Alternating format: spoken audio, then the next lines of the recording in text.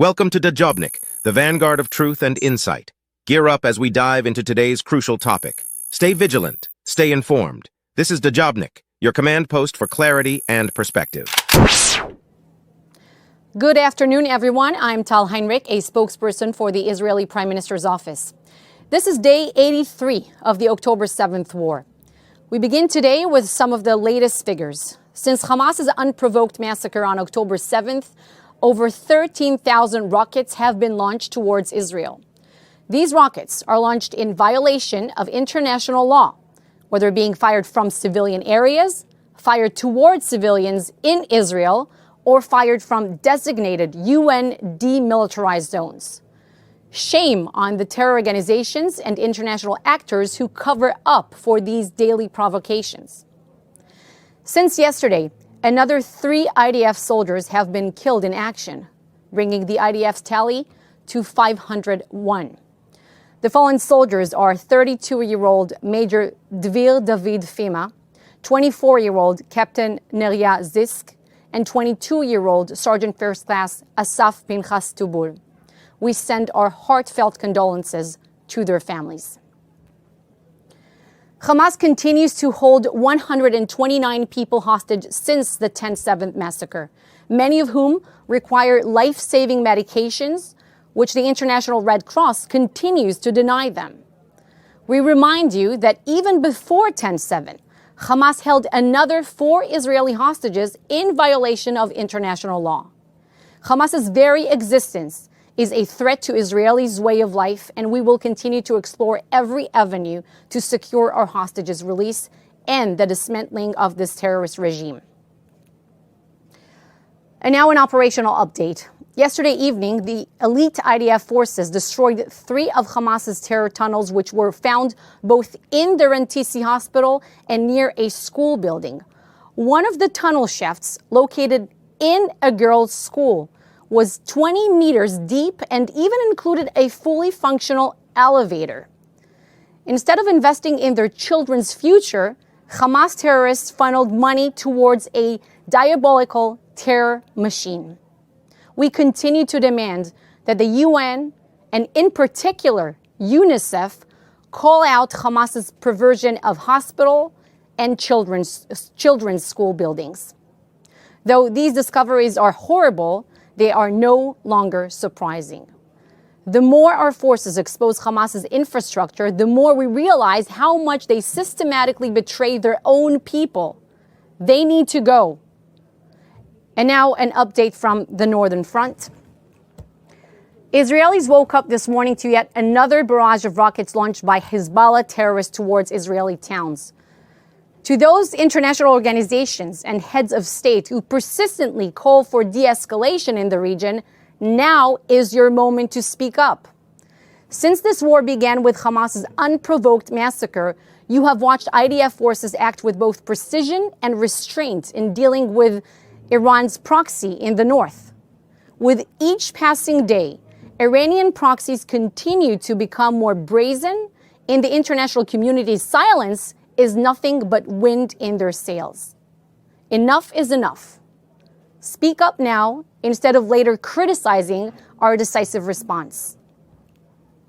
The authoritarian Iranian regime seeks bloodshed and chaos.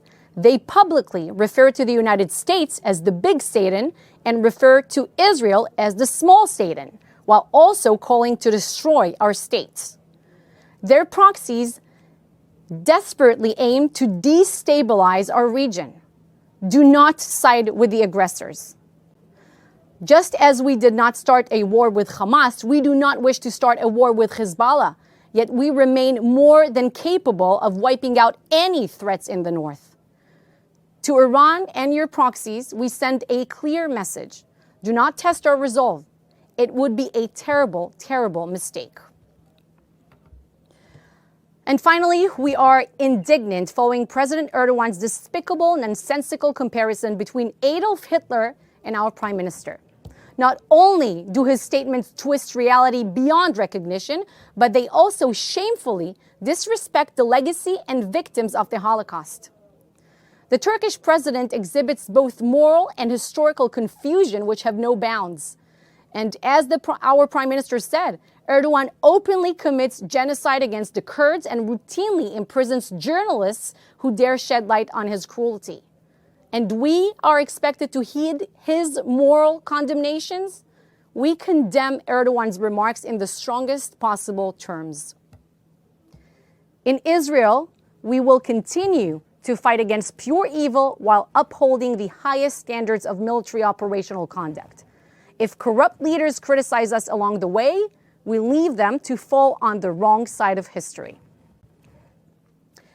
I am now happy to take your questions.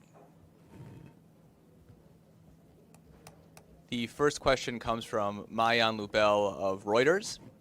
We would appreciate comment on report published by the Office of the UN High Commissioner for Human Rights, citing what it describes as a, quote, rapid deterioration of human rights in the West Bank, and urging Israeli authorities to end violence against the Palestinian population there.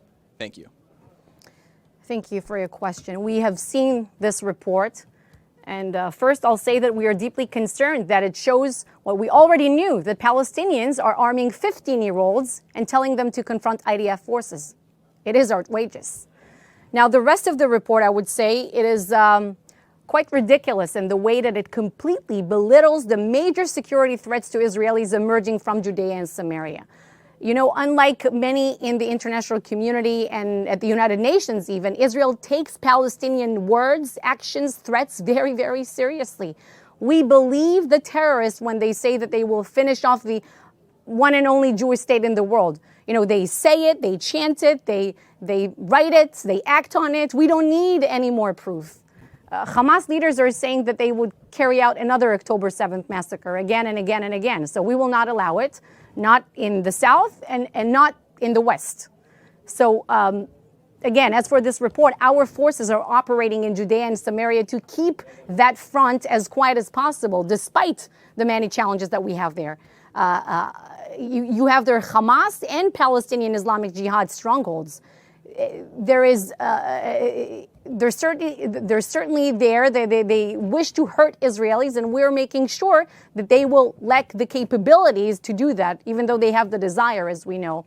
And yes, we arrested hundreds of terror suspects in that area, and we will continue to do whatever it takes to maintain our security. Now, as this report indicates, do security checks complicate the day-to-day life of uninvolved civilians? Well, to a certain extent, the answer is yes. But the ones to blame are the terrorists, people involved in terrorist activity. And as for what the report said about so-called settler violence, you see, if people violate the law, we prosecute them, regardless of their religious or political affiliation. The Prime Minister has been very, very clear. He said that nobody should be taking the law into their own hands. The numbers are actually showing a significant decrease in an already marginal phenomena. And the overwhelming majority, it's important to mention here, of the so-called settler community are law-abiding citizens. Do not mistake the exception for the rule. The next question comes from Jim Williams of Zenger International News. Jim asks about communication between Israel and the U.S. He says, Secretary Austin has said that any more aggressive military actions by the Iranian proxies will be met with force. Is the Israeli and the U.S. on the same page? 100%, Jim. We are on the same page. Secretary Austin, when he was here just a bit more than a week and a half ago, I believe, he also said that the U.S. support to Israel's just cause in this war is, quote, unshakable. And we are in lockstep with our American partners in what pertains to the goals of this war, which are, of course, to eliminate the Hamas terrorist regime, to bring back all hostages home, and to make sure that this enclave will never pose a terror threat to Israelis again. We have been communicating with the White House on a daily, even hourly basis. As you know, U.S. officials are visited here several times and will continue to do so. And we keep communicating, and we see eye to eye, again, about what pertains to the goals of this war. We all want the same. Yes. The next question is from Hannah Julian of the Jewish Press.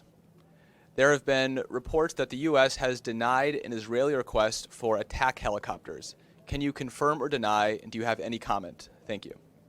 No, I do not have any comment about this specific report. That concludes the daily briefing for today. Thank you for joining us.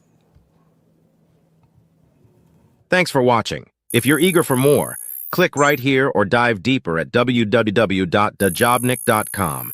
Your insights matter to us, so if there's a topic you're curious about, drop a comment below.